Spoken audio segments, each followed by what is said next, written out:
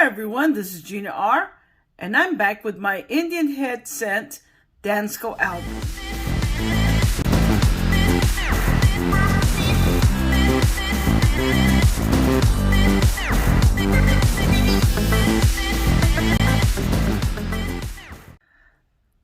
I want to thank Greag King. If it wasn't for him, I wouldn't be able to do an Indian Head Scent album fill. He sent me some Indian Head Scents that he knows I need for my album. And Greag, I want to thank you very, very much for sending me these. I greatly appreciate it. So let me go ahead, open up the bag, get the scents out, and let's see what I got. So I'll be right back. Okay, I took the Indian scents out of the bag, and let's go ahead. Oh, and I also sorted them to make it a little bit easier and so the video wouldn't be so long. So let me go ahead and open up my album. And let me grab the first scent. And I'm going to zoom in so we can see the date on this. There we go. So the first one I have here, there it is, is an 1860, or I should say 1865. Wow. That is pretty neat. That's going to go over here in my second page. So let me zoom out. And it's going to be way at the top over here, right here in this slot.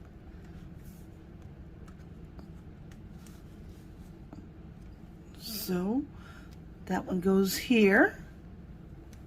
That is super cool.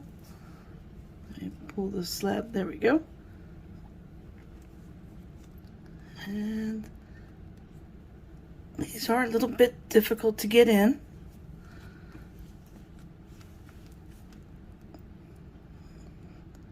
There we go.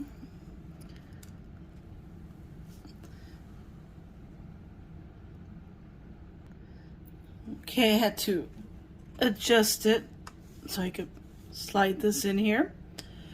Okay, the next one, let me zoom in again.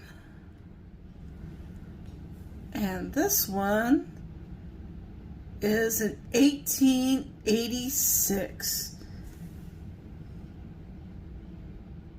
And that would be down here toward the bottom. Now there are apparently two varieties. So I'm going to go ahead and hold on to this one to try to figure out if it's variety 1 or variety 2. I need to do a little research. So we'll get back to this one toward the end of the video. The next one is an 1887. Let me do this instead. There we go. Oops. Nope, it doesn't seem like it's going to want to stay. There we go. I'll just move my book.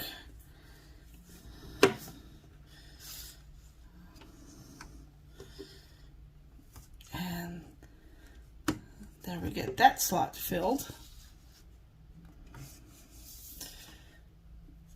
Next one would be in the following page, and it is a 1891, excuse me, 1891. And that's going to be way toward the top, right there in the top corner.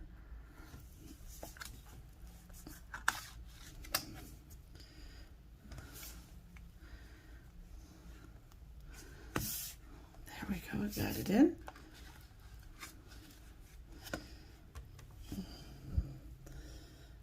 Next one is an 1893. Actually, it's going to be that same, excuse me, that same row.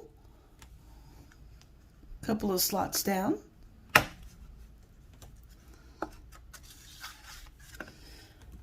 And the last one is a 1908. 1908. And there is a 1908S, but I don't see a mint mark anywhere.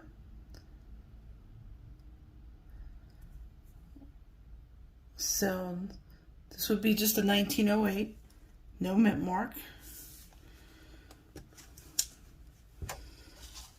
And let me put that there. Okay, now let me go and find out some more about this one right here and try to figure out, if I can get it to focus, try to figure out what variety it is. And I'll come back with that information. So I'll be back. Okay, after looking up the details on the 1886, a type 1 would have this Indian feather pointing to the IC, and as you can see, it is pointing there. A type 2 would have that feather pointing a little bit further down, and it would fall, or it actually would point to, excuse me, I'm shaking here, would point to the C and the A. So it would be pointing downward. But as you can see, it's pointing toward the I and the C, and not down here toward the CA. So this is a type 1. Now I do have a type 1 in the album, and I pulled it out to make a comparison, and I think the one on the left is definitely has a lot more detail, even though it is damaged, compared to the one that I have. So I'm going to go ahead and put this one in its slot, just because it still has a little bit more detail. So that's pretty cool. So let me go ahead and fill that slot. Here we go. I'm going to see if it will go in. Oops, nope. It's not going to go in because of its being deformed. Oh well, so I'm going to have to stay with the original. But this is pretty cool. So let me go ahead and put the original back in. Only because I can't put the new one in because it's of its weird shape where it is damaged. But still, it is a really cool penny to have. Or cent, I should say. So I want to thank again, I can't thank him enough, Greag King. If it wasn't for him, I wouldn't have been able to fill in so many slots in my Dansco Indian Head Scent album. I want to thank you for watching, and until next time, happy hunting, happy collecting. Bye, everyone.